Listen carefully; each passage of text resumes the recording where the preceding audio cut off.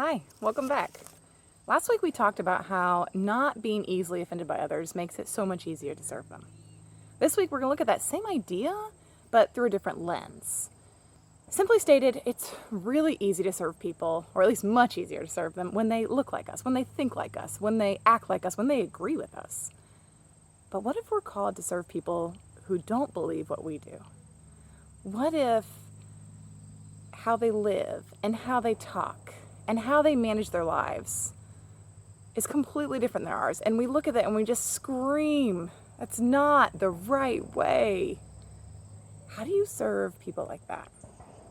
So that's the roadblock I want to look at today. Do I condition my service to others on their behavior? I struggle with this sometimes. I want my service to matter. I want to make a difference. And it feels hard to put my service out there to someone who isn't going to maximize my offering to them, right? And it's an ego check for me, because service shouldn't be about what I give them and how great it is that I'm doing this. It really should just be this act of love that shows the light of God to them. So Jesus, right, he's the ultimate example of this. In Romans 5:8, it says that God loved us so much that while we were still sinners, Christ died for us. The upper room is another really good example of this. In John 13, Jesus grabs a towel, kneels down, and starts to wash his disciples' feet. This is a servant's job, right? This is just washing the grime off, the dirt off, and guess whose feet are there? Judas Iscariot, the man who was about to betray him for 30 pieces of silver. And Jesus knew that. Jesus knew he was going to betray him. And he still knelt down and served.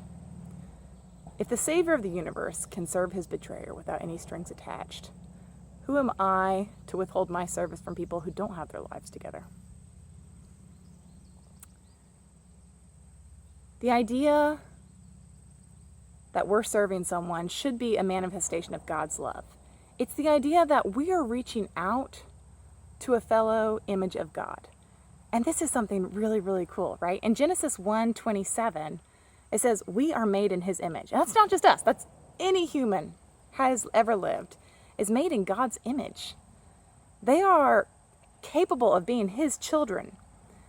So the third commandment tells us not to bear the Lord's God name in vain. And it's not just talking about language or watching your words. The Hebrew phrase there means to not carry or bear his name emptily. Don't carry it worthlessly. We make his name look empty and meaningless if we don't act like him.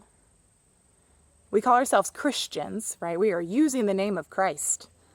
And if we don't serve like he served and love like he loved, we're taking God's name in vain. 1 John 4:11 says, dear friends, since God so loved us, let us also love one another. So that's a really good benchmark to shoot for. But wait, doesn't the Bible tell us that we should judge sin? Absolutely, right? We should identify what sin is, we should judge it, and we should not sin. We should keep that out of our lives.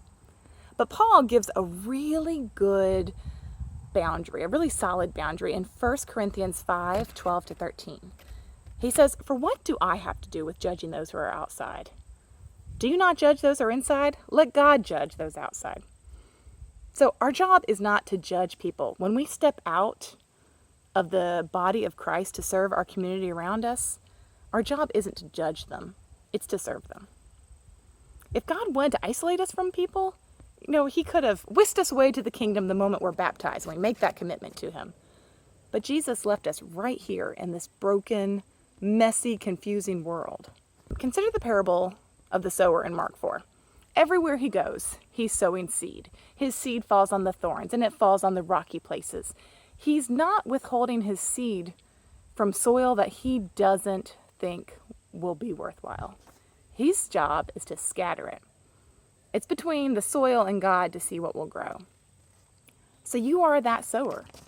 Our job is to scatter seeds wherever we go. So we talk about the truth as we go. I have a friend, and she drips truth on people. That's how she puts it. She just drips on everybody. If she meets somebody at the gym, or if she meets somebody at a cashier, or someone asks her a question, she just drips a little bit of truth on them.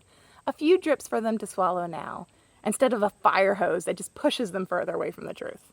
And I think that's a really lovely analogy for how to interact with people. So 3 things to kind of work on this week as we reach out with our hands on Christianity to serve our community around us. First, shake off that fixer narrative. This helps me to kind of keep my ego in check, saying, I'm not here to manage their choices. I'm here to manifest God's love. 2, expect messy lives. Know what you're walking into. Don't be surprised by messy lives and messy people and choices that are ungodly. This is why they need us to be serving them, because there is struggles in their life. Honestly, if you look around inside the body of Christ, you're going to find some messiness too. But as you reach out to serve them, do so with some godly discernment and most of all, prayer. Before you feel the urge to serve someone, and that's fantastic. Now, just reach out to God in prayer real quick and be like, God, I am your image here. You want me to be your representative. How can I serve this person in a way that pleases you? What do you want me to do here? I want to be your hands and feet, so move me, right? Tell me what to do. And just taking that brief moment of prayer, I think really helps us to follow his will, which is the whole thing, right? That's the goal. And number 3, trust God's plan for the soil. When you walk away and your service didn't make a spiritual dent to the person, again, I need to quiet my ego. I need to not feel like, man, they didn't change right away, or they didn't appreciate that. They weren't really worth it. I shouldn't have even served them. Just know you're planting seeds. You're planting seeds, and those seeds may not develop until there's a fire. Those seeds may not develop until there's a flood. Those seeds may not develop in this life, but they may too. You never know.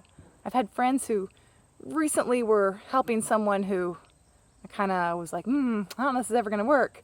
It just was too hard a situation. And, a year or 2 later, the person's baptized that they were helping. And it's just amazing what God can work. And he wants to work through you. He wants to work through me. He wants us to be his hands and feet, to be the servants that serve his will. So realize that you're not the fixer here. Jesus is, right? He's the Savior. Use godly discernment, expect messy lives, and trust God's plan for the soil. We can't serve the least of these if we're too busy being offended by them, or if we're too busy causing offense. When we serve, we can do a beautiful service job. And if we don't do it with love, we're just this clanging cymbal. We're this noisy, obnoxious intrusion into their lives, and it's worthless. It's sometimes harmful. And you can do the same exact service with love, and it can be life-changing. So be God's servant today.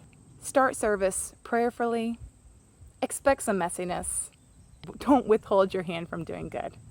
All right, good luck. I can't wait to see what you guys have planned for serving this week. Take care.